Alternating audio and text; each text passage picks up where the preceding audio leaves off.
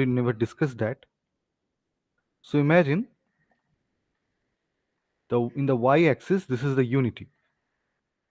This is one, and therefore your n1 should be one over here, zero over here, and zero over here. Now imagine a parabola that does this. So this is something. This is how the n1 should look like, and similarly, your n3 would be zero at xi 1 and xi 2, and therefore would look something like this. And in 2, which is 0 at xi 1 and xi 3, and 1 at xi 2 would be something like this. So this one is n2 and this one is n3. I mean, if you tried that on your own, you should have easily figured that out. But in case you have not, so this is how they look like, the shift functions. Um, so today, let's target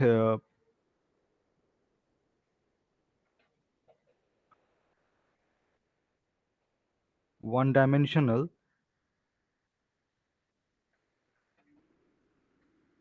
heat conduction.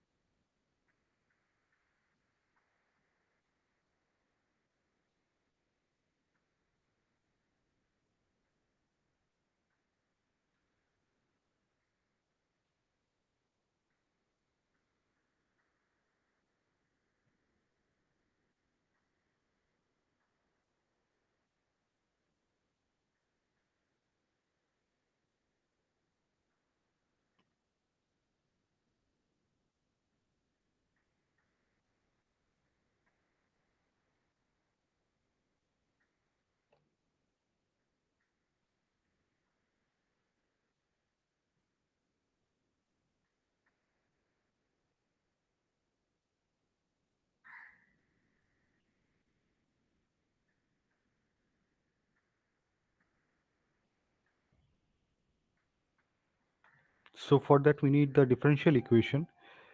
So imagine you have this bar, and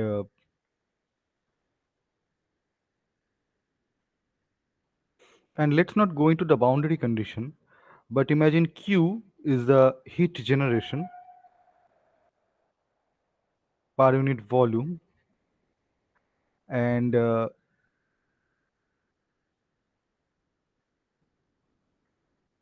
the condition we must satisfy at equilibrium is that the heat flow in must also be heat flow out. So, mm, so if I take an element of length dx, so this is Q, and this one is Q plus Q prime dx, and Q is the heat generation per unit volume, and this is per unit area.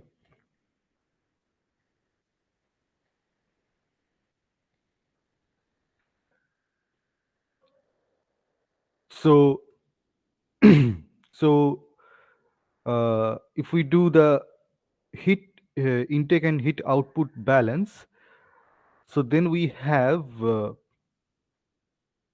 one thing could also happen, which is the change in the temperature.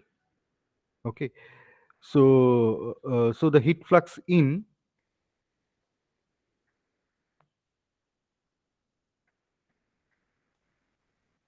minus heat flux out plus heat generation,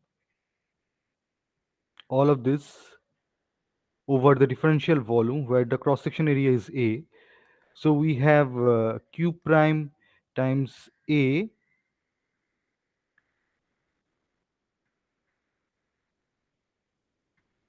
q prime times a times dx is the net output of these two. Then heat generation q times a times dx equals a times dx times rho, that would be the differential mass, then uh, your cp, and then the rate of change of temperature. So basically the specific heat. uh, so mm, so the mass times the specific heat times the temperature, rate of change of temperature. Okay. Now assuming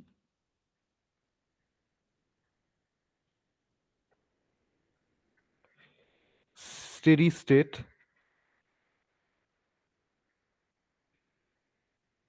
t dot equals 0. So the differential equation that we have is q prime a dx plus q a dx equals 0, or q prime plus q equals 0. But then this q prime is simply k times, so this is the Fourier constant, times dt dx. So we have the following equation: k times, assuming this to be a constant, t double prime plus q equals 0. And this equation is no different from ea u double prime q of x equals 0. So there it was distributed load, here it's the heat generation. Okay. uh,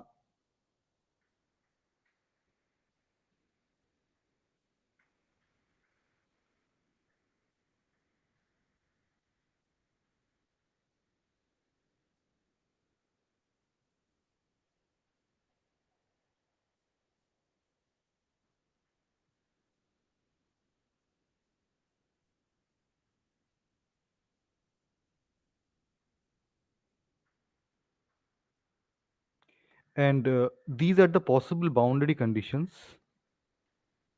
So let's say we know that the temperature at x equals 0, so the coordinate along this one is x, and the value of the coordinate is 0 over here and L over here. So t equals 0 is t1, and t equals L equals t2. This is one type of boundary condition. The second type of boundary condition could be uh, that you be given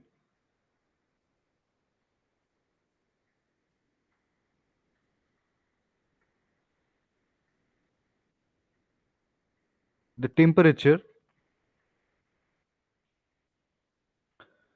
at x equals 0 and then minus k times dt dx. Acha, I made probably one mistake. This one should be minus k times dt dx, which basically means here you have a negative sign.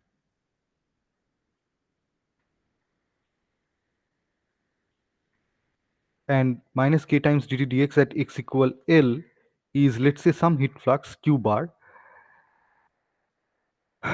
And then the third possible boundary condition is with convective boundary condition. So that could be, let's say, so the third one could be, let's say, if I provide minus k times dt dx at x equals 0 to be q bar, then the other boundary condition is h infinity times t at L minus t infinity uh,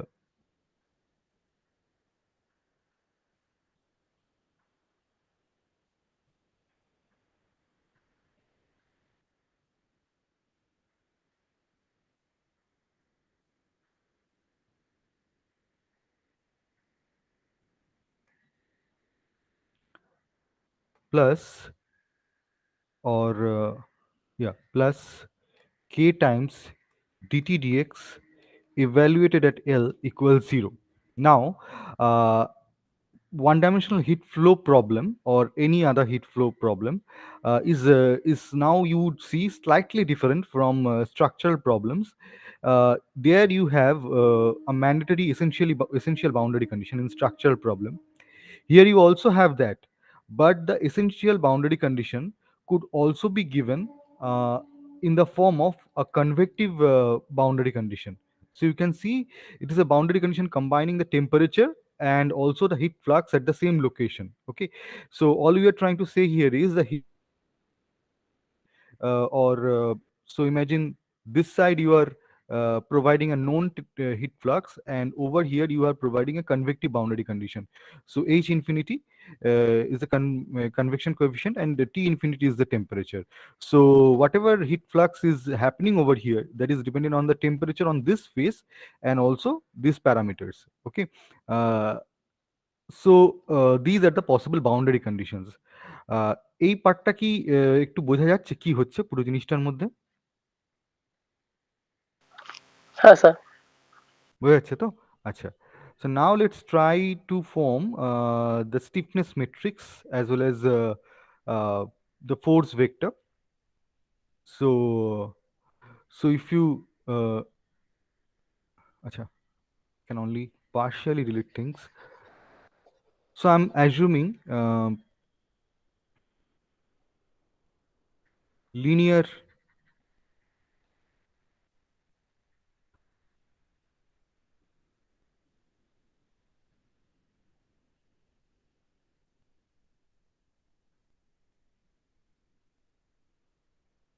linear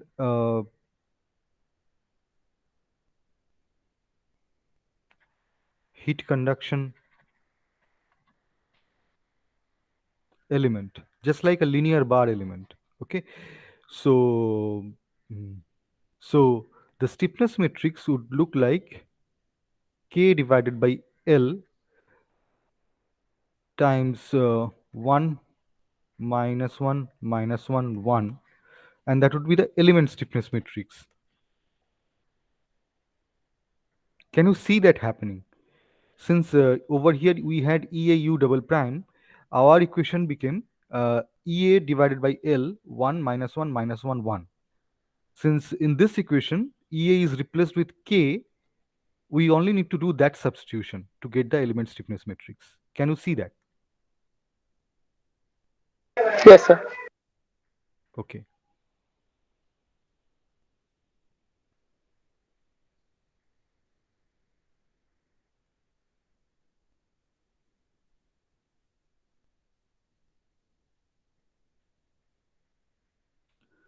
Okay. And then for the force vector, uh,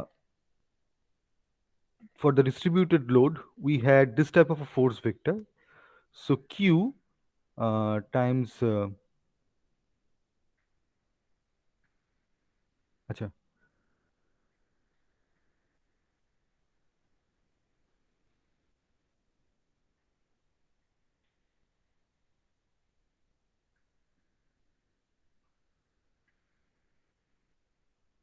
so we had Q times N transpose dx, which would be simply L divided by 2 d xi.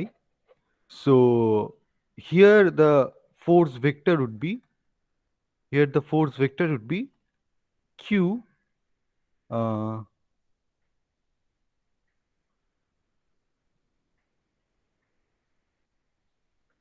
so Q times L divided by 2, and then you need to integrate N transpose, which would be 1 minus xi divided by 2 and 1 plus xi divided by 2, and that you need to integrate from minus 1 to 1. So basically integrating from 0 to 1 only the even terms. So basically integrating 1 and 1 and 1.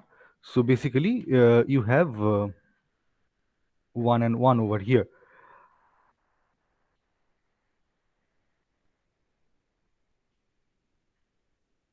Okay.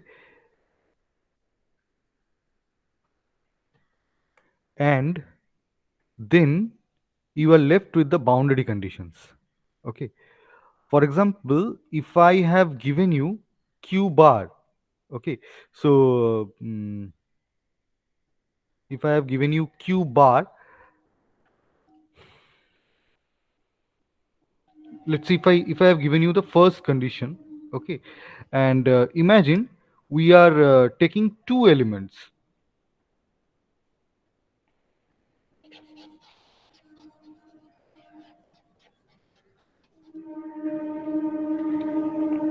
So imagine we are dividing the bar into two linear elements, okay, so 1, 2 and 3, and two elements, okay, and so consider case 1.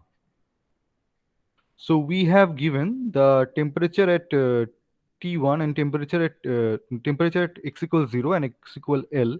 So basically T1 and 3 T3 are given. Okay. So this is how our global stiffness matrix would look like. So the global stiffness matrix, imagine we had divided with mm, equally divided the two elements. So the element stiffness matrix looks like this.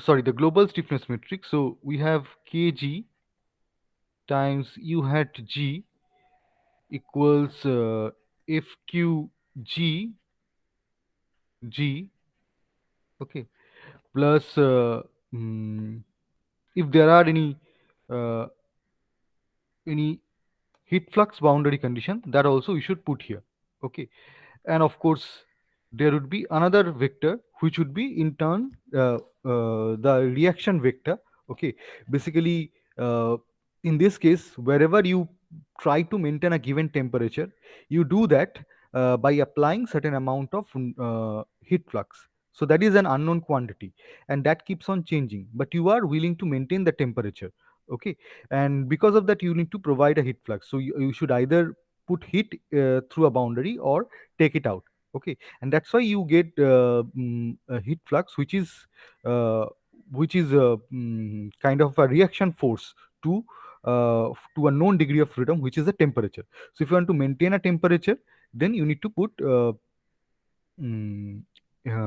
you need to have so for example, if you are willing to maintain a certain temperature on the left end, okay, the only way you can do that is by either putting some heat or by taking out some heat. But how much should you put or take out, that is dependent on all the other loads, say the amount of heat generation, or say if you apply some known heat flux over here. So this is dependent on that, okay. So how do you work that out is mm, after solving, that would be the reaction set of forces, okay. So so if I simply divide the element into elements having length of half the length of the bar, then I'll be having the global stiffness matrix k divided by L by 2, 1 minus 1 minus 1 2 0 minus 1 0 minus 1 1, okay, and there you have your T1, which is a known quantity. Then you have your T2, which is a quantity that you must determine. And then you have T3, again a known quantity, considering case 1. And all of this equate to the force vector, which would be now QL divided by 4, QL divided by 4,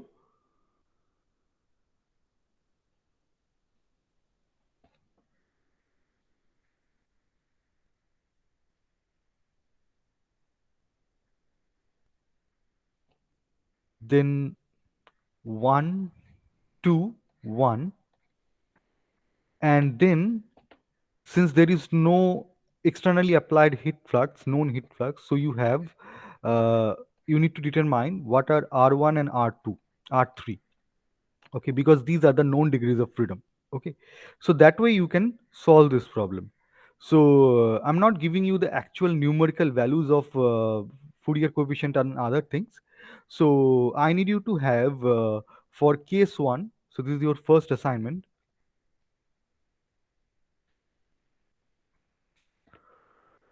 For case 1,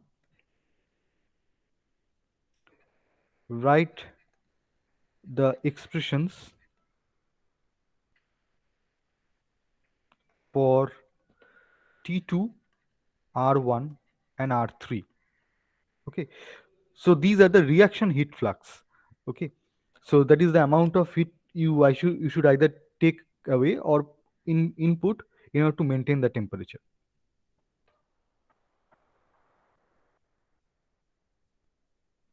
Okay, do you think you can do that?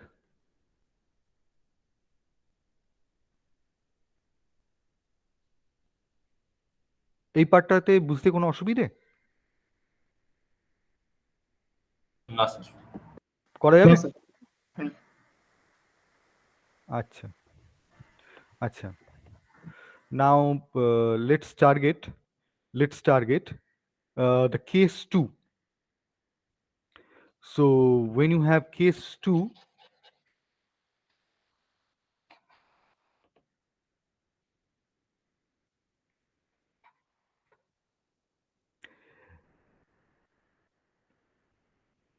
so k times dt dx equals q bar, and at x equals 0. So this is how the formulation would look like: k divided by L by 2, and then 1 minus 1 0. The stiffness matrix doesn't change with the boundary condition. Then you have T1, T2 and T3, and this time only T1 is a known quantity. Next you have the heat flux, sorry, heat generation, and then you have the reaction heat flux, and then you would be having, let's say on the other end you had applied q bar, so you would have 0 0 q bar as the boundary condition.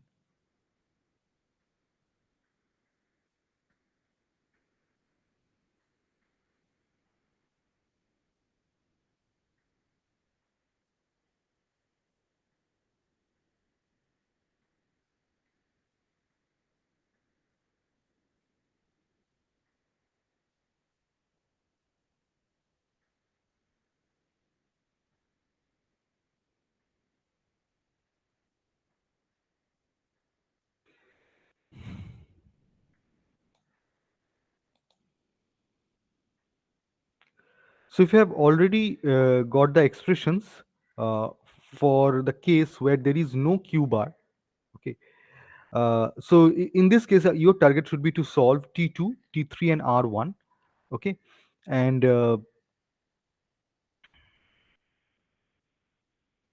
now R3 over here is 0. Okay, so the expressions would change in this case, but I'm not giving this one as an assignment. I'm just discussing this one as a case. And next, we would try to see the third situation.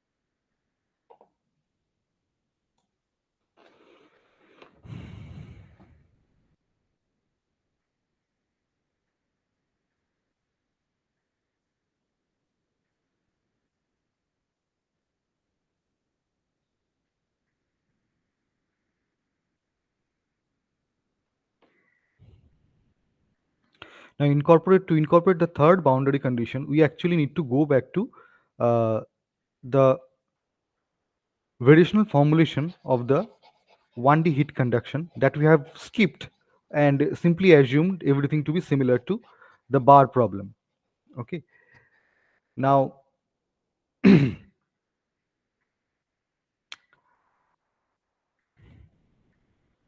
now we know that this is the governing differential equation, which is k times t double prime uh, minus q possibly or plus q equals 0. And now let's see what happens with these two boundary conditions. So if I now multiply with v and then integrate, so v is arbitrary, and v equals 0 in gamma u, that is wherever the value of t is given. Okay, so now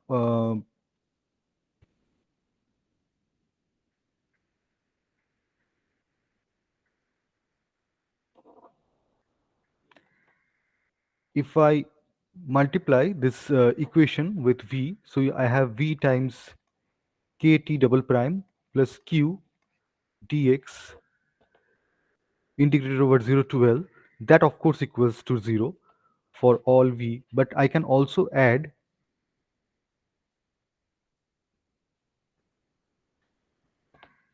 q bar minus k times or plus k times dt dx, right? So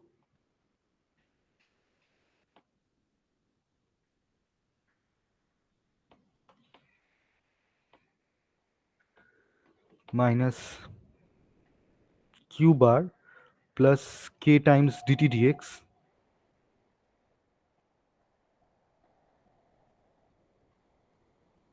at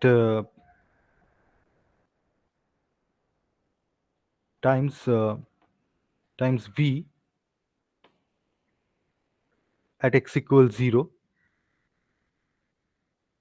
This should also go to 0 because this term itself is supposed to be 0. And then for this one, should I make it plus? Because okay, yeah, it should be plus and then minus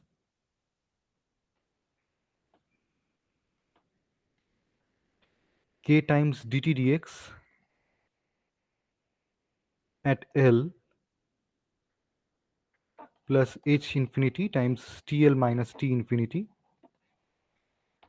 also multiplied with v. L goes to 0. This term itself is 0, multiply with VL, it should also go to 0, and that should be true for all V, all possible variations. And that arbitrariness of V ensures that you can also write this as a boundary condition. Acha. So, so first of all, if I partially integrate this one, I have the following terms. So, k t prime, which is dt dx, times v at 0 and L, okay, plus, not plus, but minus 0 to L k t prime v prime dx plus 0 to L q v dx. Then you have q bar times v evaluated at 0 plus k times t prime v at x equals 0. Now this term of course means k times t prime v evaluated at L minus k times t prime v evaluated at 0. So these two will cancel out, and then you have the next term, which is minus k t prime v evaluated at L minus h infinity TL minus t infinity at VL, okay, times VL should equate to 0. Now these two also cancel out. Okay.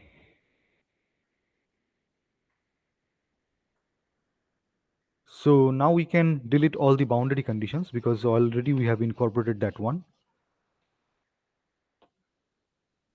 So if we now look at it, we have 0 to L k t prime v prime dx plus, and please note this, h infinity times TL VL.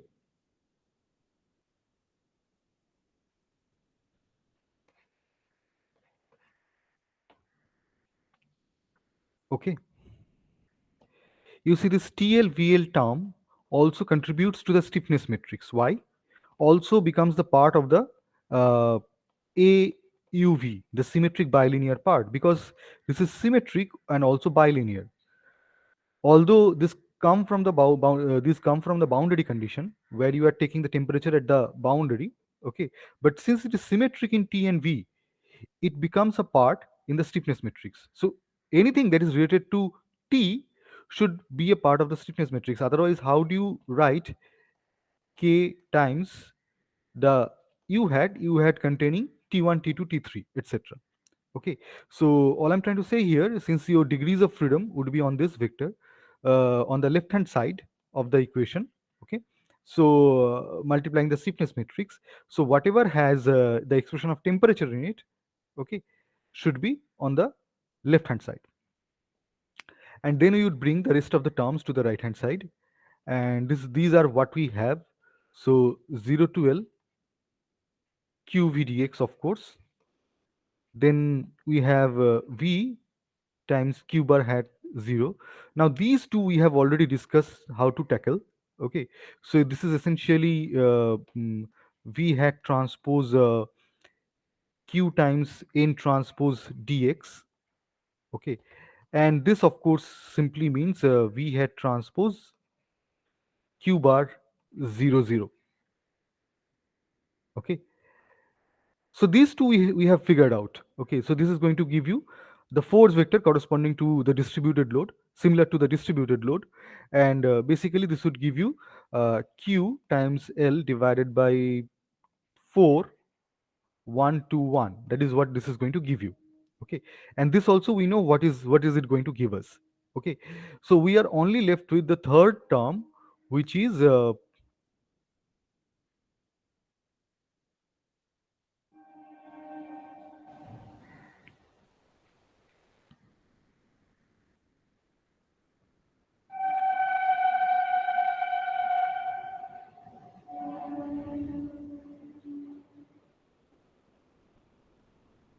the third term, um, which is h infinity times t infinity. So that also stays on the right hand side. So it is h infinity times t infinity. Okay, times v at L. So basically means v hat transpose and then 0 0 1. So basically v3, it means v3. So this contributes to a term like this one, h infinity t infinity. Okay, so each of these form the force vector. Now how does this become a part of the stiffness matrix? We know that this essentially gives us uh, mm, something like divided by 2L. No, k divided by L by 2, 1 minus 1 minus 1 1 minus 1 2 0 minus 1 2 minus 1 0 minus 1 1. Okay, even in this assembled global stiffness matrix, you should notice that every time you add a row, it becomes 0, and because the matrix is symmetric, every time you add a column, it should be 0. Remember we discussed that when all the 3 degrees of freedom have the same value, or all the degrees of freedom in the system have the same value, so for structural problem there is no strain, and in this case there would be no heat flux because of the constant temperature. Okay, so essentially when you multiply the uh, k times u hat, you are supposed to get a force vector And if this degrees of freedom are temperature, then you are supposed to get the heat flux vector. There is a value of heat flux at each node. But mm, uh, since all the degrees of freedom have the same value, you would get zero heat flux. That is, each component of this vector is going to be zero. Acha. So this one also has been figured out. Now this term right here is something like V hat transpose. Uh, then then n transpose evaluated at L. Then you have n evaluated at L times U hat, which contains T1, T2, T3. Now, in the end, we would get rid of all the V hat transpose, because this also becomes V hat transpose this times U hat. So, in the end, we would get rid of all the V hat that is there, 1, 2, 3, and 4 from here. But what does N transpose mean? So, you are evaluating the shape function, okay, um, at one of the boundaries. Okay. Now, the thing is, here we are working with two linear elements. If we are working with single linear element, our N transpose should be 0 1, but in this case it is going to be uh, so really think about it. What this means, this essentially means you are multiplying T3 with V3. So if U hat is a vector containing T1, T2, T3, and V hat is a vector containing V1, V2, and V3. Okay, so we can write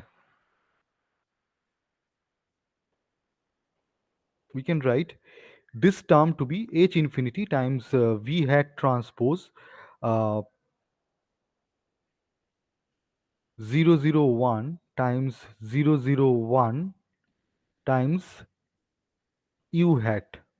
Okay, so basically you have this matrix becoming V hat transpose this term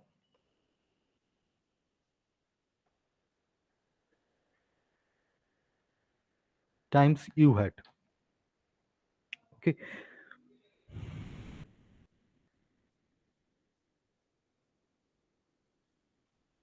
okay, so you can check on your own.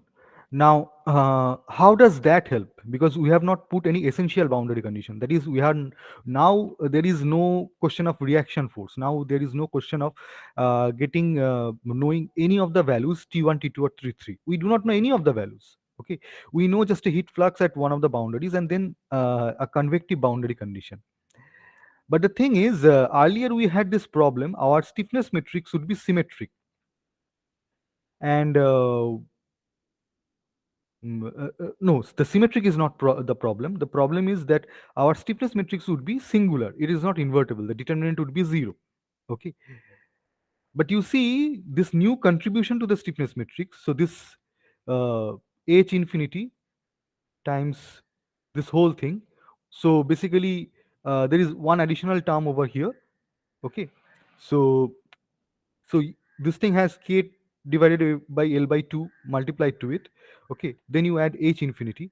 So because of that, this system matrix would no longer be singular. That is, the determinant would no longer be zero. So even with none of the values T1, T2, and T3 known, okay, you would be able to figure the values out. Okay, and this I would leave to you as your third assignment.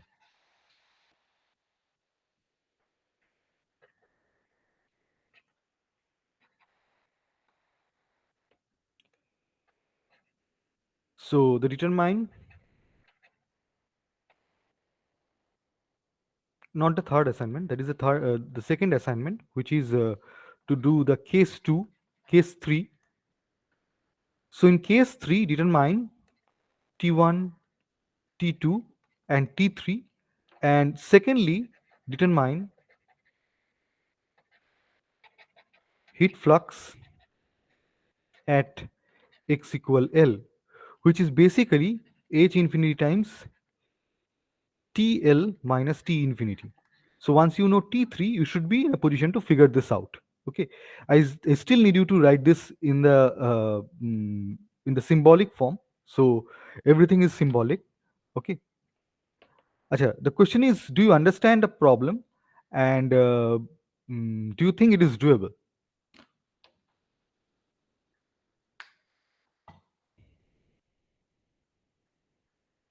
কোন পার্টটা বুঝতে পারছো না বলো তো?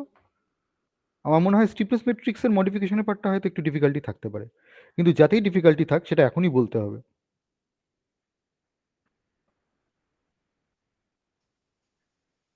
যে ওই V hat transpose into 0 0 মানে ওই ম্যাট্রিক্সটা মানে এক্সিকিউট আচ্ছা, আমি করা বলি যাবে। কিভাবে কিভাবে পেলাম। ধরা যাক I'm writing v3, okay, and if I write v transpose, that would be a row vector v1 v2 v3. Now multiply with 0 0 1, basically take a dot product with 0 0 1, then you have v3. Okay, so I can write simply the v3 as v hat transpose 0 0 1, and same thing I can do with t3, which would be 0 0 1 times u hat. Okay, now once I take 0 0 1 and in the column form and the row form, and then do a multiplication, it's a 3 cross 1 vector multiplying a 1 cross 3 vector. So in the end we are going to get a 3 by 3 matrix. Okay, and then it has h infinity multiplied to it. So you can check this is what the expression should be. So this additional h infinity term actually breaks the singularity of the original stiffness matrix. So the original global stiffness matrix would be singular. Without knowing any of the values, you cannot determine the other values when you are solving a steady state problem. Of course, it is a dynamic problem, then it's not an issue. Okay, because then you'd also have something like a mass matrix. But in a steady state problem, you cannot solve without knowing one of the degrees of freedom, unless, of course, there is a convective boundary condition to break the singularity of the stiffness matrix. So this additional term that you see, that breaks the singularity of the your stiffness matrix. আরো অনেকের problem আছে, আরো কারো problem আছে, please বলো। এই পার্টটা কিন্তু ক্লিয়ার হওয়া দরকার।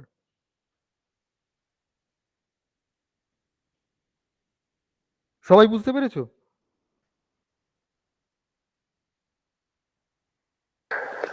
স্যার কিছু কিছু জায়গা বুঝতে পেরেছি, আর কিছু কিছু জায়গায় প্রবলেম আছে। এবার আগের লেকচার গুলো আর একবার বারবার করে মাঝখানে আমাদের কিছু ক্লাস মিস হয়ে গেছিল, তো ওগুলো কন্টিনিউ করে তারপর এগুলো দেখলে আমার মনে হয় এগুলো ক্লিয়ার হয়ে যাবে পুরোটা। মুশকিল হচ্ছে আমরা মোটামুটি halfway through the semester, okay, and I have been hearing this for like past 4 weeks. তা কবে তোমরা ক্যাচ আপ করবে?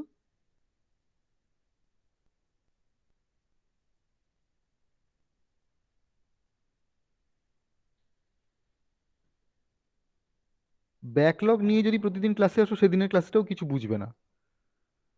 পরে রেকর্ডিং দেখে নেবে, পরে রেকর্ডিং দেখে নেওয়ার যেদিন তুমি ক্লাসটা মিস করলে তারপরেই তো রেকর্ডিংটা দেখে নেবে। আজকে ক্লাসটা করে গিয়ে আগের দিনের রেকর্ডিং দেখে কি লাভ?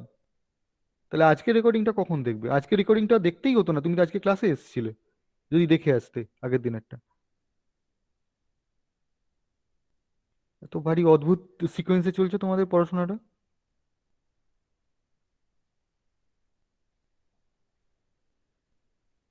আজকের এই গোটা ডেরিভেশনের মধ্যে কোথাও আছে যেটা বোঝা যাচ্ছে না?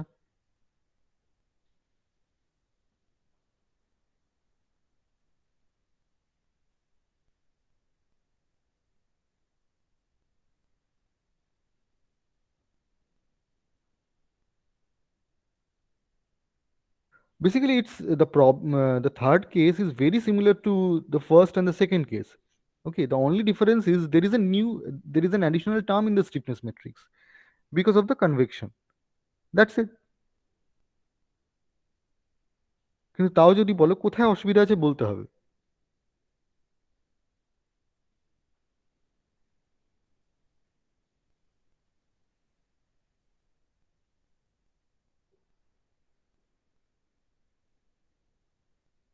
আরে চুপ করে যাও কেন ক্লাসের মধ্যে? আমি তো বুঝতে পারি না, তাহলে আমি বুঝবো কি করে বুঝছো কি বুঝছো না? আমি তো আর ফিজিক্যালি ইন্টারেক্ট করতে পারছি না তোমাদের সঙ্গে। সবাই বুঝতে পেরেছো? সেটাই কি ধরে নেবো? স্যার বলো। হ্যালো স্যার হ্যাঁ বলো। বলছি যে আপনি আমরা অ্যাকচুয়ালি যেরকমভাবে ক্লাসটা করছি, ঠিক আছে, আমরা মোটামুটি জিনিসগুলো ধরতে পারছি যে কি হচ্ছে ব্যাপারটা।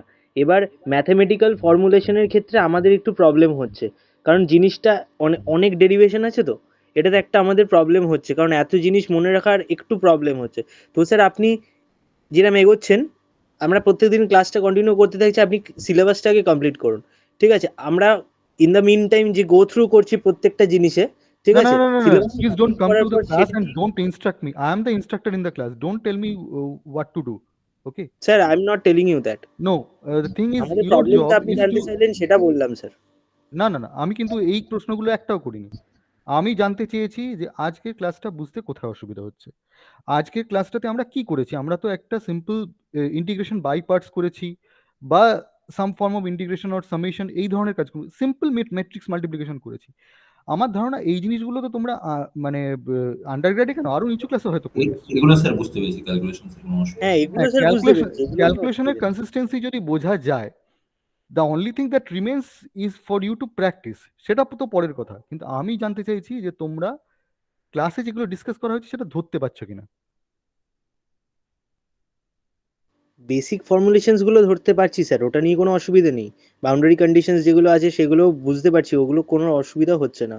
তাহলে ব্যাপারটা কোথায় স্যার অসুবিধা হচ্ছে? প্র্যাকটিসটা মেন স্যার আমাদের প্রবলেম হচ্ছে, কারণ 6টা সাবজেক্ট তো স্যার ফার্স্ট সেমিস্টারে, আর সবকটা একটুখানি মানে অর্গানাইজড ওয়েতে ঠিকঠাকভাবে হচ্ছে না আমাদের। তো এবার যার ফলে আমাদের একটুখানি প্র্যাকটিসের প্রবলেম হচ্ছে, যার ফলে আমরা একটু ল্যাগ করছি, এটাই স্যার।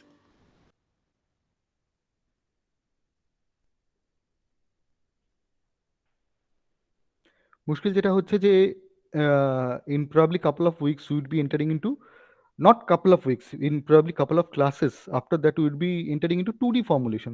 সেখানে তো কিছুই বুঝবে না, কারণ এখন অবধি আমরা যা ডিসকাস করছি তার যে বেসিক ফিজিক্সটা, that has been covered in your undergrads. Okay, আন্ডারগ্র্যাডেও আমরা এই সমস্ত ফিজিক্সটা কভার করে এসেছি। All we are doing is simply putting that into variational formulation and then trying to solve it in finite element method.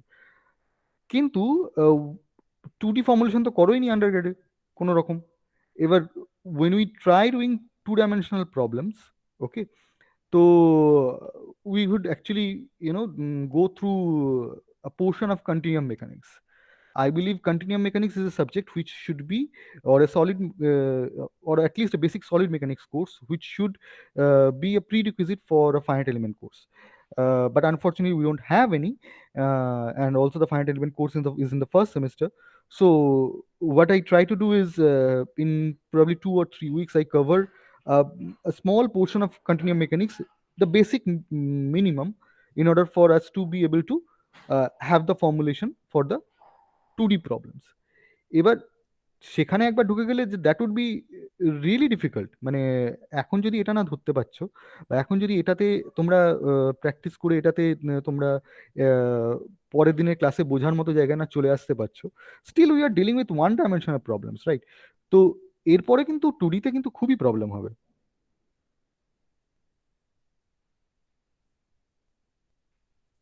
আমার মনে হয় তোমাদের হয়তো আরেকটু অ্যাটেনশন দেওয়া উচিত, এবং আমার সাজেশন হচ্ছে যে নেক্সট ক্লাস পর্যন্ত 5 দিন আছে।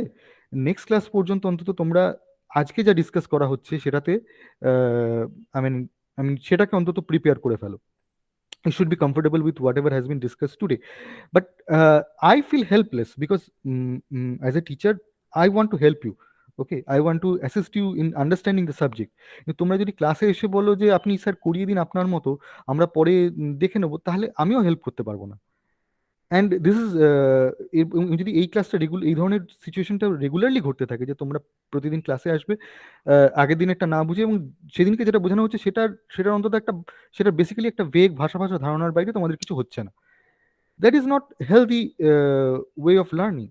We have 2 hours, and in 2 hours, I don't know whether you would believe it or not, I don't come prepared with a note. I and when I derive something, ধরো আজকের যে প্রবলেমটা, তার মধ্যে কি একটা বেসিক ডিফারেন্সিয়াল ইকুয়েশন আছে, সেই ডিফারেন্সিয়াল ইকুয়েশনটা কি তোমাদের না জানা হতেই পারে না। The 1D heat conduction equation is known to everyone.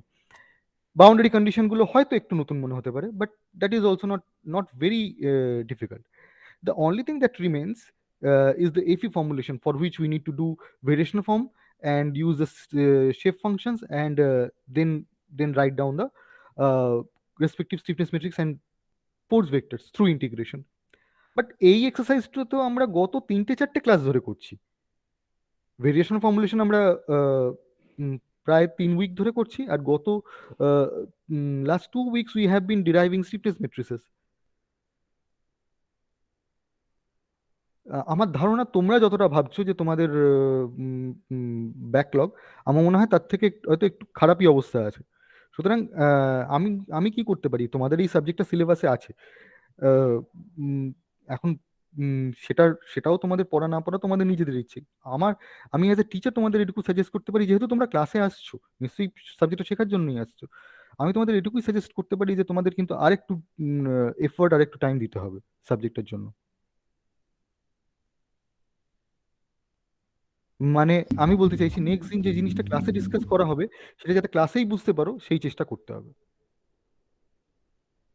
সেমিস্টারে 6টা সাবজেক্ট থাকবেই। If you compare with UG course, they have six. I mean, তোমাদের নিশ্চয়ই ছিল, they would have 6 theory courses plus probably 4 sessional courses, whereas you only have 2, seminar and probably a lab. And seminar also you are not presenting every week.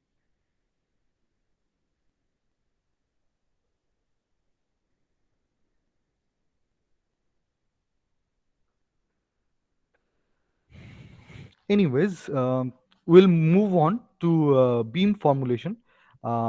At least we would initiate the beam formulation, of course, in the structural problem.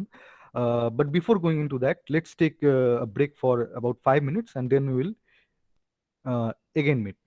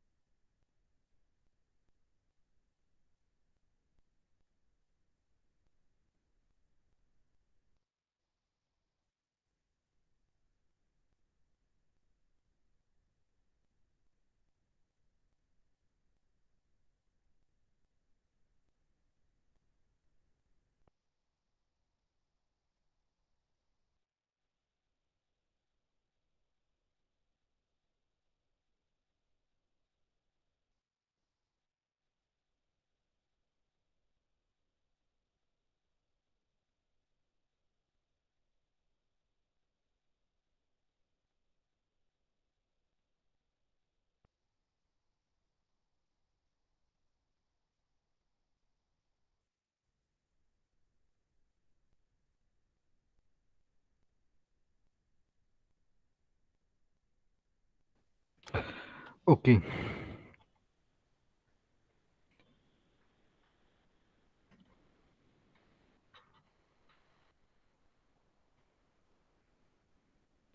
Euler-Bernoulli beam formulation.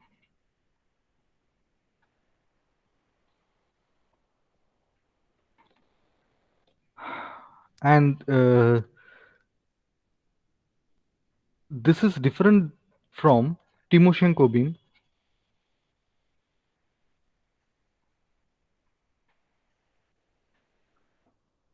which essentially uh, which could be referred to as, let's say, for suitable for short beams.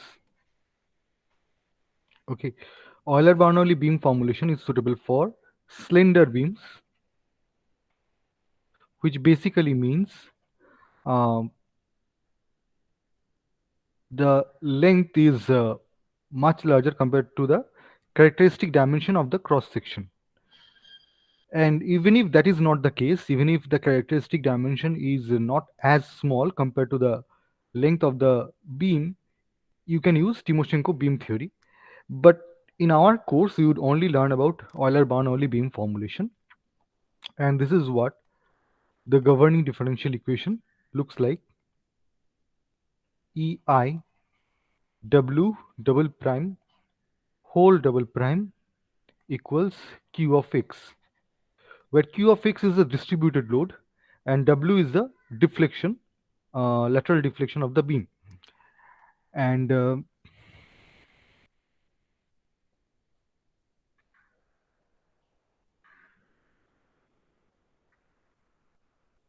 okay, so there is some arbitrary Q and need not be non-zero everywhere also. Okay, and I'm showing vertically upward as the positive. Okay, so we are not using any of the conventions that we have learned in strength of materials. So if it is positive, it is upwards. If it is negative, it is downwards. So in order for it to be made consistent with all the other finite element formulation. Why? Because in application, a beam element could be coupled with bar elements or 2D elements, okay, which use the vertically upward as a positive y. And and the way you can ensure uh, consistency is by assuming the same for the beam as well. And this one has a lot of boundary conditions.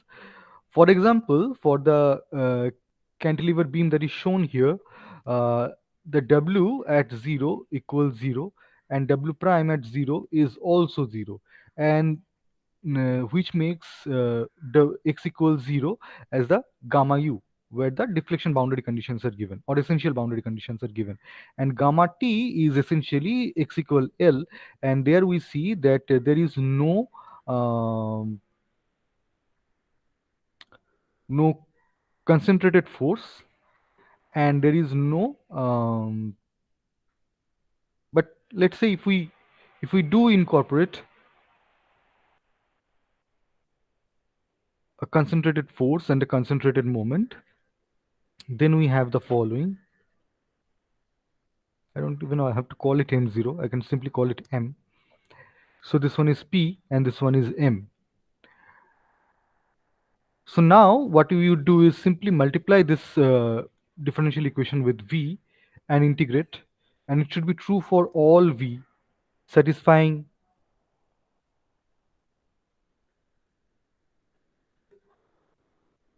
v equals 0 and v prime equals 0 at x equals 0. And this is where, when I'm taking the example of a cantilever beam.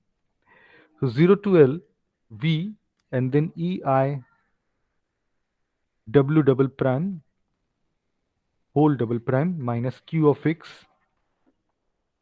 dx equals 0. Now then,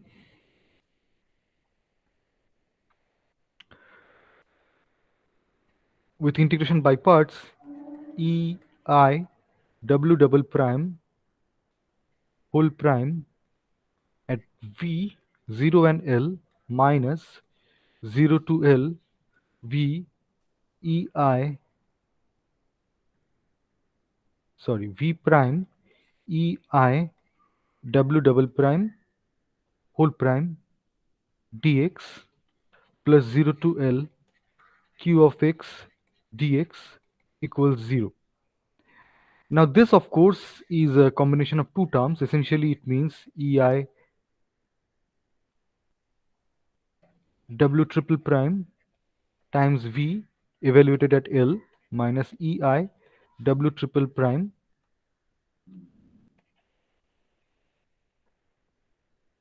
evaluated at 0. Now this term of course is না class নিচ্ছি আমি এখন. So this term of course is 0 because v is 0 at x equals 0. Okay, and apparently this term should be minus p. So this is v of L times minus p, and then this term we can integrate by parts again to give us ei w double prime times v prime at L minus ei w double prime times v prime at 0. Now the second term of course goes to 0 because v prime at x equals 0 is 0 because the values of w and w prime are given at gamma u. So this is 0, and then we have 0 to L ei w double prime v double prime dx, the symmetric bilinear form, plus achha, why did I write plus? This should be minus.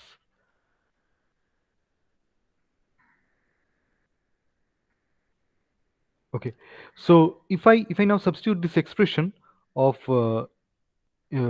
this integration, which is this entire thing, so in the end we have the following variational form, which is 0 to L ei w double prime v double prime dx. Achha, this by the way is m, so m times v prime L, so m times v prime L plus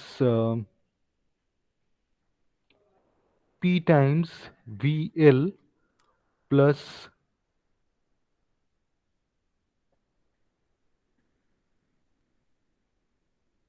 p times vl plus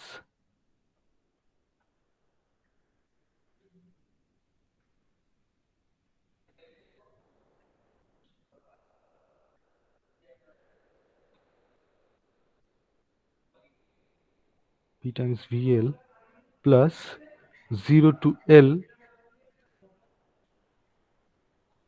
q v dx. So this is the variational form for the Euler-Bernoulli beam. Now you'd stick to that. Achha, that by the way is the variational form for cantilever beam. Uh, as an exercise, you can try to get the variational form for simply supported beam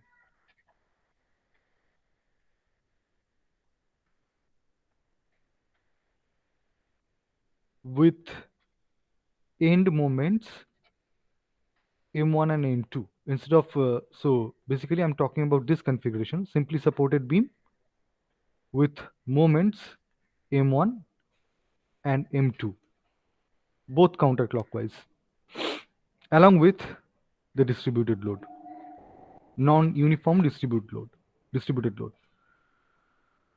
Anyways, if we have the above variational form,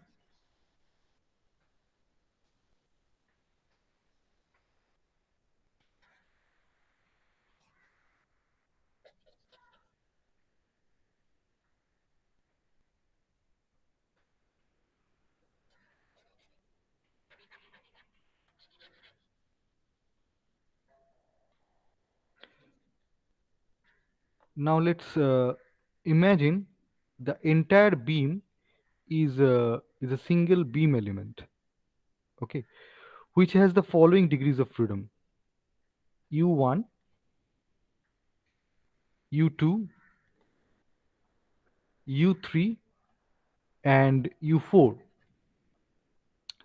and xi ranges from -1 to 1, x ranges from x1 to x2. Okay, now w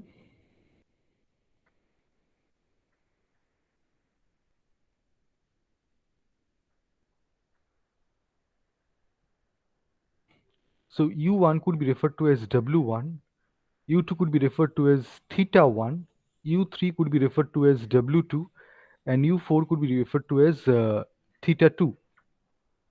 Okay, so w has w1, w2, and w prime has the following values: theta 1 and theta 2. Of course, w prime represents the slope, which is kind of tan theta, but if theta is small, we can refer to that as theta itself. Okay, and accordingly we have the variations. Okay, but but here w is mapped like this. It is summation over ni uy. Okay, and these are different from Lagrangian shift functions. These are so-called Hermite shift functions. Okay, now we cannot simply use the condition that summation ni equals 1 and other things, uh, or rather that Kronecker delta rule, which is summation ni at xi j equals Kronecker delta. It is not that simple. It's still there, but it's not that simple. None of the conditions are that simple. The thing is, not only are the deflections, sorry, I made a mistake. These are not axial deflections. These are lateral deflections.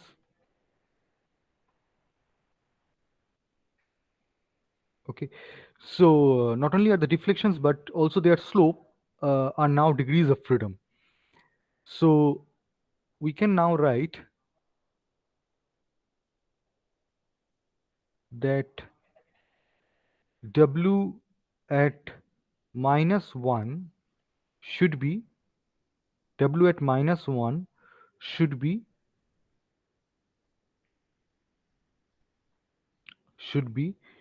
u1, w at 1 should be u3, w prime at -1 should be u2, and w prime at 1 should be u4. These are the boundary conditions. And as you can see, you are incorporating four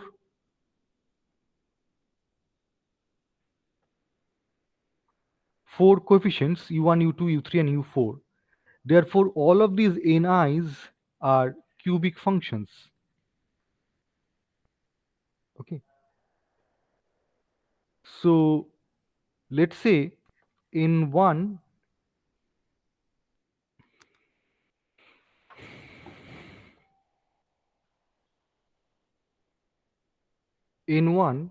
is c0 plus c1 xi plus c2 xi squared plus c3 xi cube. Okay. Therefore, n1 minus 1 should be 1, n1 prime minus 1 should be 0,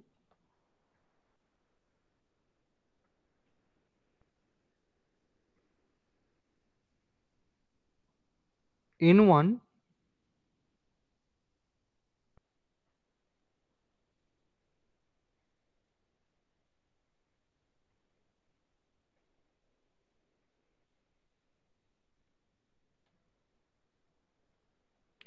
n1 1 should be 0, n1 prime 1 should be 0. So by satisfying these four conditions, you'll be able to determine the four coefficients of n1.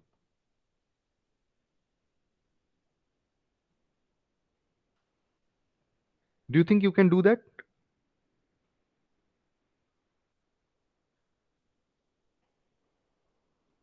Sir, W prime is equal to theta 1, theta 2, W prime টা কি derivative না এটা notation? Derivative. তো theta 1 কি করে হলো? মানে এটাই মানে W prime is theta 1 মানে এটা তো ভার্টিক্যাল ডিফ্লেকশন, তাহলে তার Mhm. ডেরিভেটিভ তার ডেরিভেটিভ অ্যাঙ্গুলার ডিফ্লেকশন কি করে সেটাই। বলছি। একটা জিনিস তো বোঝা যাচ্ছে যে যেমন আমরা রেডিয়ানে অ্যাঙ্গেল যখন রিপ্রেজেন্ট করি তার কোনো ইউনিটস হয় না। হুম So when I take derivative of a length scale with respect to another length scale, that also has no unit, right? Hmm Acha. Hmm, And let's say your beam deflects like this. Okay. Would you agree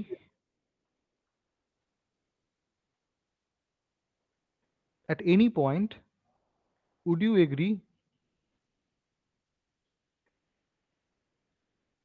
tan theta is W prime? yes. If this is your W, hmm, would you agree tan theta is W prime? Hmm, hmm. Okay, okay. Okay. Theta is small, Hmm. tan theta becomes theta. Okay. Yes. And also, since we expect that theta is much smaller than pi, hmm, then you would expect that theta tends to tan theta. এইটুকুনি ঠিক আছে so but this much of approximation is right there in your strength of materials formulation. It's just coming from there. আচ্ছা এখানে একটা ছোট্ট জিনিসের ভুল আছে ঠিক আছে this is how you determine each of the shape functions. For example, n2 should be similarly আচ্ছা let's try to get the coefficients of n1 এর coefficient গুলো বার করো. So when xi equals -1 it is 1 and it is 0, it's the value and the slope are 0 otherwise.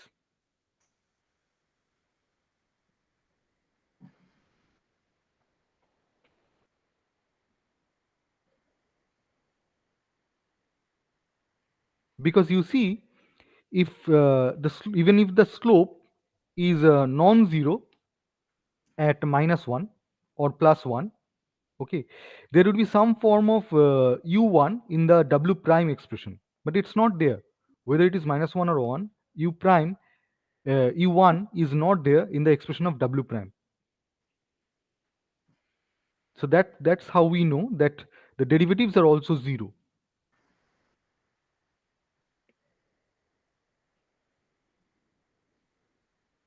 In a way, we are maintaining that if this is xi going from -1 to 1, and let's say this much is 1, so our n1 function must look like this.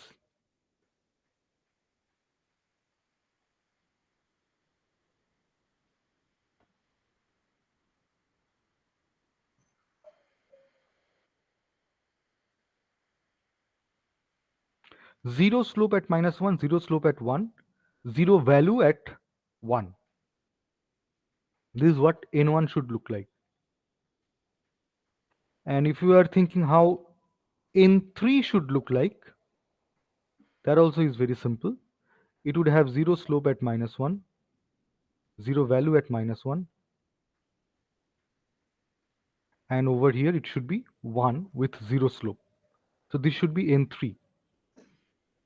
Acha, one mistake. This should be exactly in the middle, which is over here.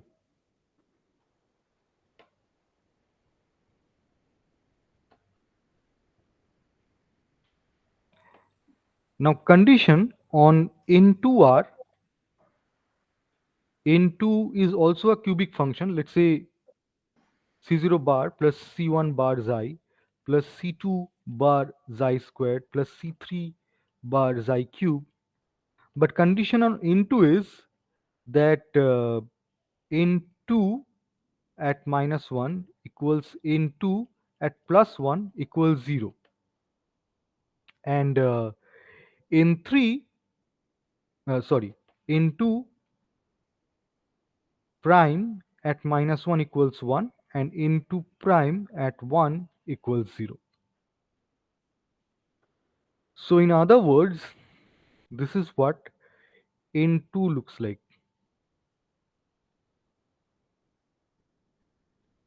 Has a slope of 45 degrees, has a slope of 45 degrees,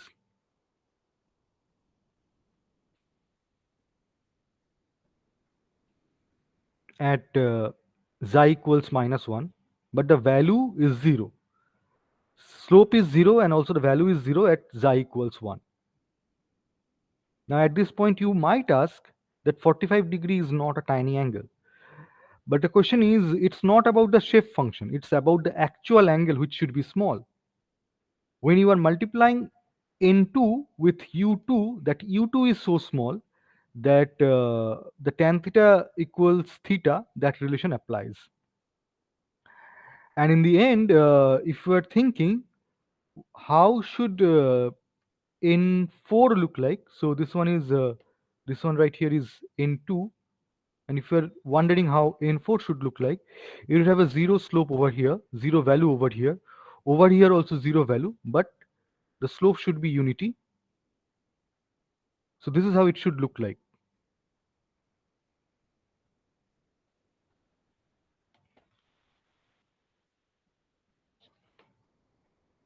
So these are the four shape functions. All of them are cubic functions. Without being cubic functions, one cannot have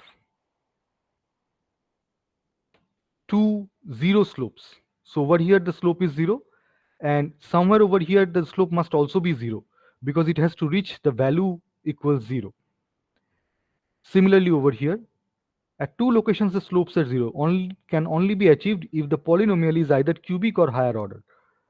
Similarly, this red curve, which is n1, also has 0 slope at xi equals -1 and 1, which can only be achieved for a cubic function or a higher order function polynomial. Same thing applies to n3. So each of these are cubic polynomials. But can you figure out how much is n1? Can you figure out the coefficients of n1?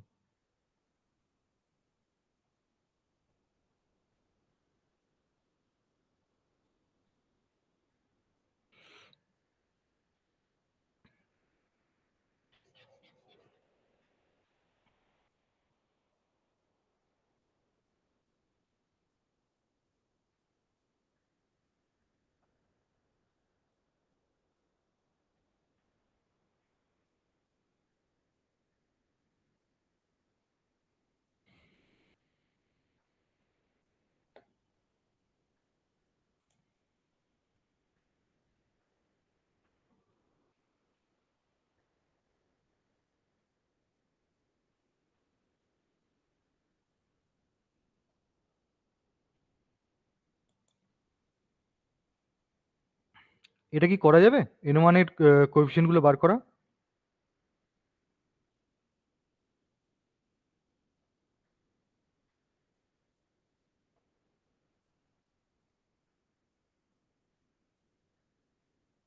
Sir এখানে তো চারটে unknown আছে, কিন্তু আমার কাছে তো দুটো equation আসছে, তাহলে আমাদের আরো দুটো ইকুয়েশন চারটি ইকুয়েশন আসছে না? If Oh, you derivative. satisfy n1 prime 1 -1 equals 0, isn't that an equation? আচ্ছা, দেখা যাক কি আসছে equation. So n1 at -1 equals 1, which is c0 minus c1 plus c2 minus c3 equals 1. That is equation number 1. Equation number 2 is n1 prime at -1 should be 0, which is c1 minus twice c2 plus 3c3 should be equal to 0. Then you have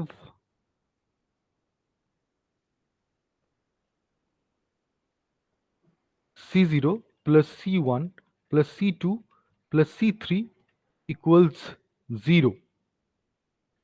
And then you have, that is a third equation, and then you have C1 plus twice C2 plus 3C3 equals 0.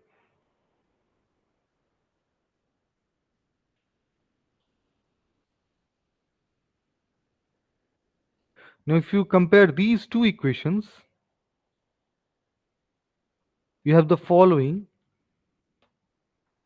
twice C2 equals 0 and C1 plus 3C3 equals 0, which basically means C2 equals 0. Get rid of C2.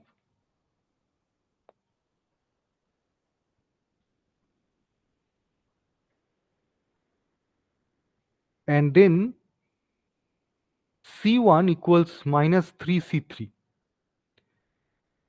So C0 plus C1 plus C3, C1 plus C3 equals minus 2C3. Therefore C0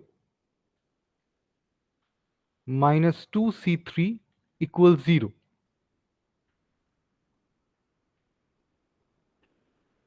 From this equation, equation number 3. And then we know that C0 equals 2C3 and C1 equals minus 3C3.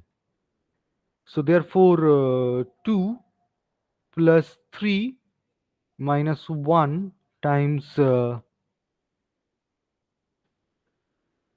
C3 equals 1.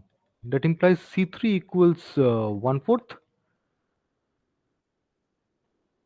C1 equals minus 3/4 and C0 equals half, I guess. So N1 is 1/4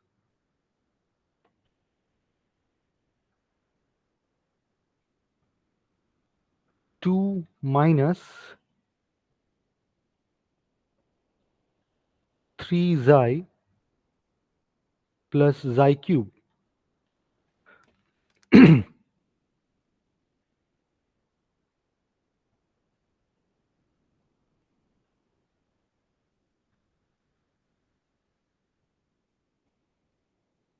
So if I take xi equals minus 1,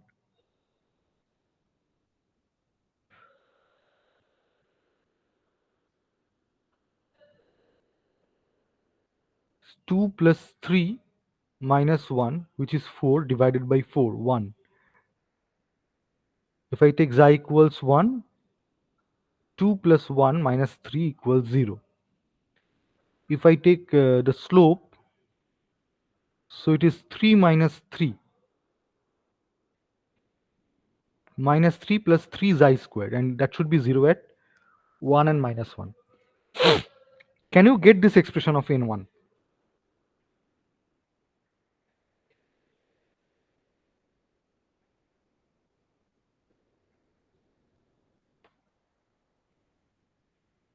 N1 এর এই এক্সপ্রেশনটা পাওয়া যাবে, বোঝা যাচ্ছে?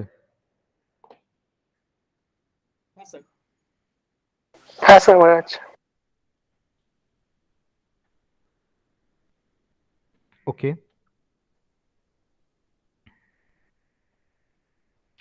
আচ্ছা, let's now try to get the expression for N3.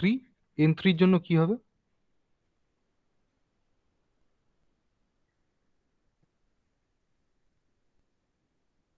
Will it be 2 plus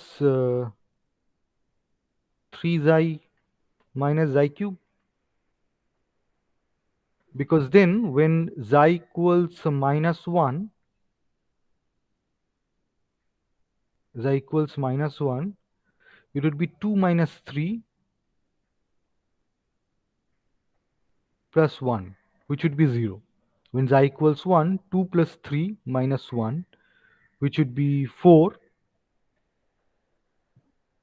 and then divided by 4 should be 1, and the slope would be 3 minus 3 xi squared divided by 4, which would be 0 at xi equals minus 1 and xi equals 1. So the tricky part is to get C2, N2 and N4. So if I now satisfy the conditions of N2, then I have C0 bar plus C1 bar plus C2 bar plus C3 bar.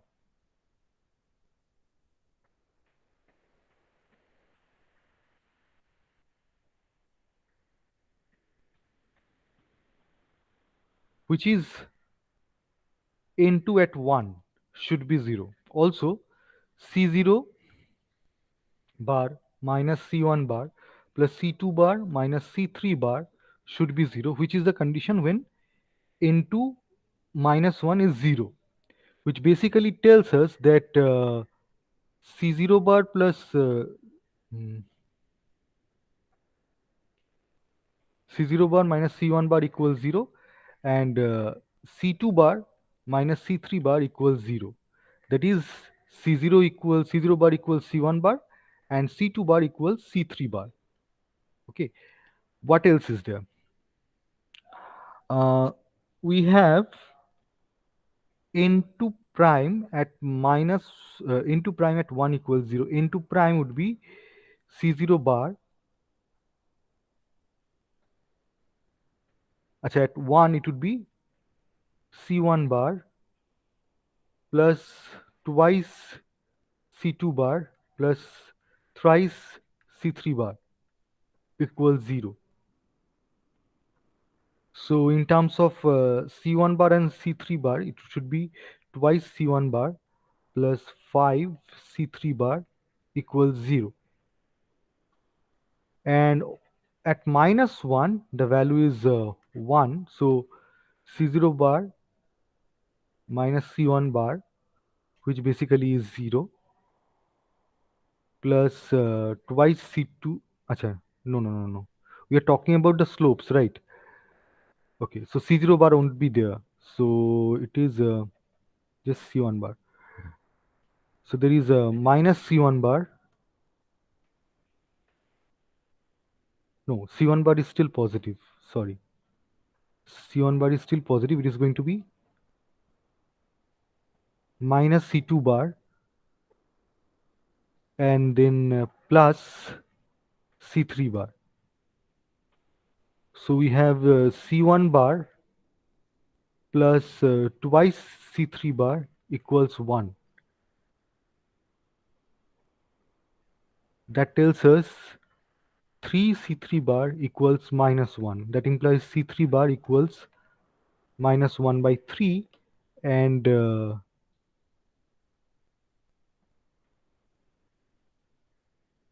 C1 bar equals 5 by 3.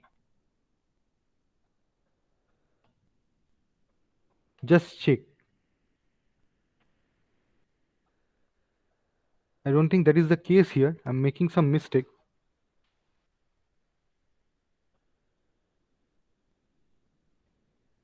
Yes, it should be twice C2, right? So twice C2, therefore C1 bar plus C3 bar. And then 4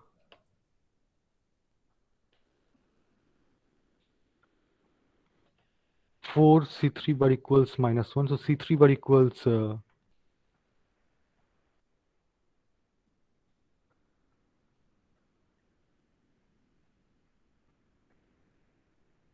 minus 4.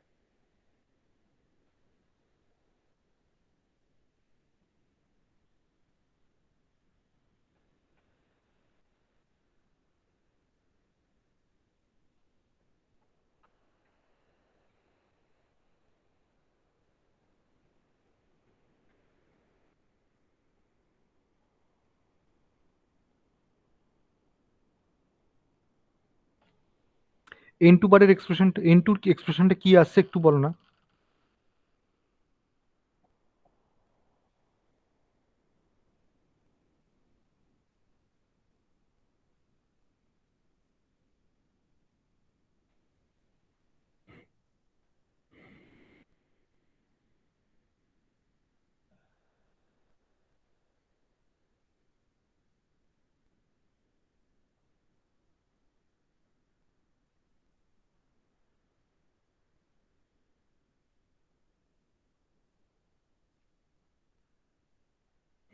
Okay. Some mistake here. So this would mean that C0 bar plus C2 bar equals 0 and C1 bar plus C3 bar equals 0. That is C0 bar is minus C2 bar and C1 bar is minus C3 bar. Okay. Then from this expression we have C1 bar equals minus C3 bar. So this should be C1 bar C2 bar plus C3 bar equals 0. So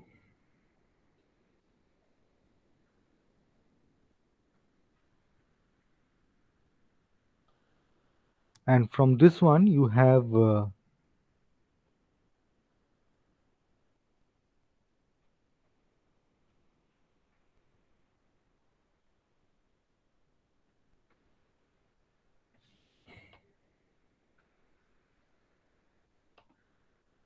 C2 bar plus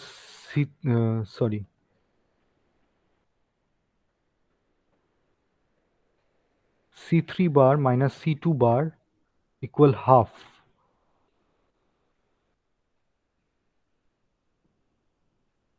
which basically implies twice C3 bar equals half. So C3 bar equals 1/4. That implies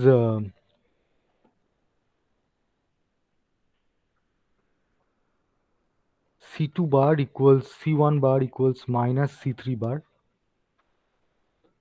which is minus 1/4. And then C0 bar is 1/4, which is C3 bar. So in the end, we have the following set of expressions for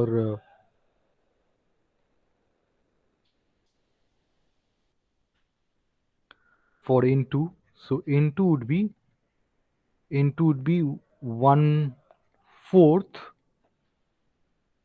1 minus xi minus xi squared plus xi cube. And I believe N4 should be 1/4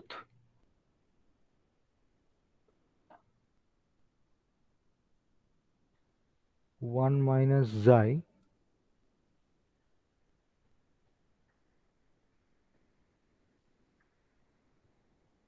1 plus xi minus xi squared minus xi cube. So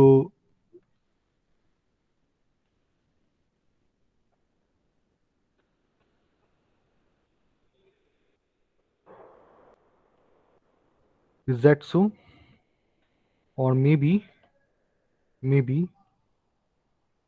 it is this quantity minus 1 minus xi plus xi squared plus xi cube. So that way when xi equals 1, it is minus 2 plus 2 0. Xi equals minus 1, this is also 0 and 0. And when xi equals when you take the slope, it is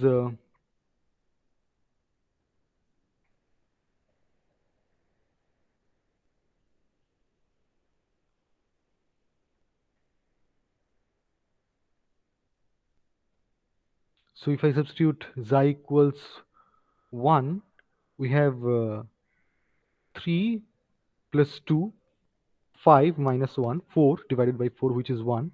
And if I substitute minus 1, so it is minus 1 minus 2 and then plus 3, which is 0. So these are the expressions of the four shape functions.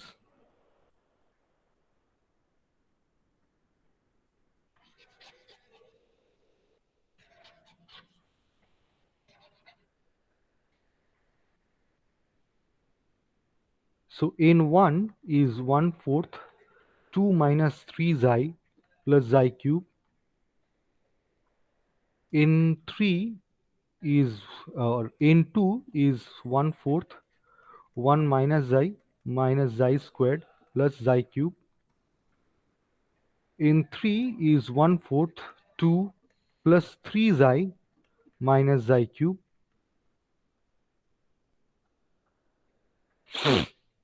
And n4 is 1/4 minus 1 minus xi plus xi squared plus xi cube. Okay.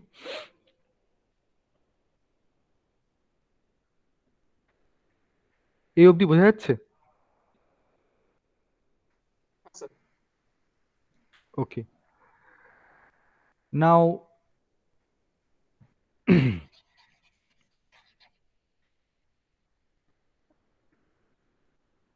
now when it comes to the physical coordinate,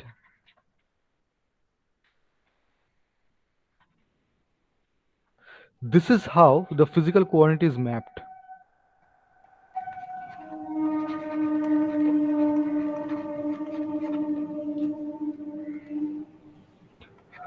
Which are Lagrangian linear shape functions. Okay. So the thing is, your shape functions for your degrees of freedom are not the same as the shape function for your physical coordinate. Or in other words, the beam element that we are discussing is not isoparametric. Now, if I take dx dxi, okay, which is also defined as the Jacobian, that simply is x2 minus x1 divided by 2, or so-called LE divided by 2. And at this point, I'm going to make some changes to the shape functions. Earlier, I wrote that w prime at 1 is theta. Sorry, w prime at -1 is theta 1, but that is not true. W prime would mean that I am taking derivative with respect to the physical coordinate. Okay, so the only way that would be possible if I were to take w prime at -1, okay, to be, but when you take derivative with respect to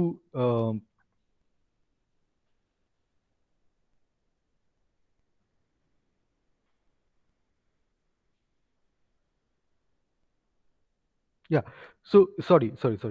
W prime at -1 should be theta 1, but w prime at -1 is not dw d xi at -1.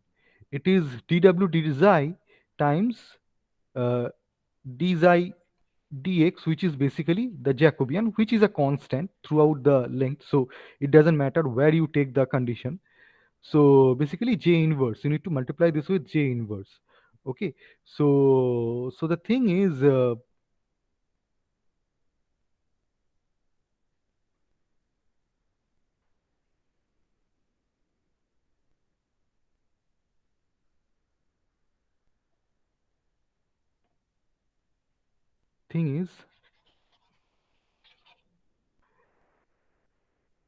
dw d xi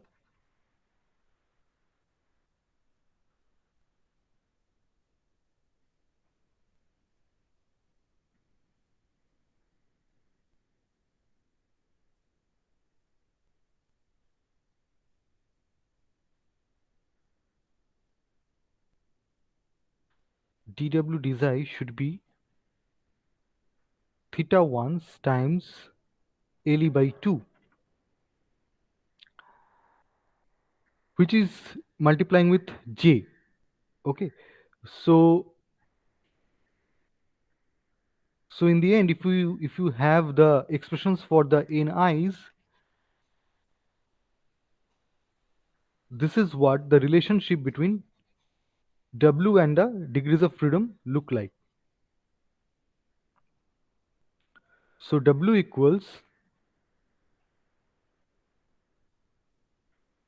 N1, N2, N3, N4 times W1 LE by 2 times theta 1, W2 LE by 2 times theta 2. Okay. You can either do that, or you can simply take this LE by 2 over here.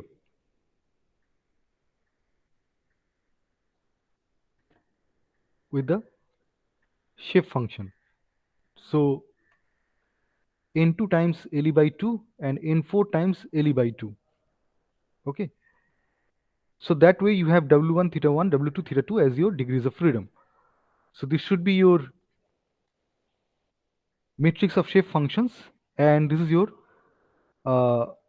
U hat, or rather U1, U2, U3, U4, or so-called U hat matrix. Okay. So we can we can stop today here, and in the next class we would go with the final formulation. Okay, so in the next class, what we would try to do is to get W double prime, okay, which would be some B times U hat matrix. So basically uh, taking double derivative of W.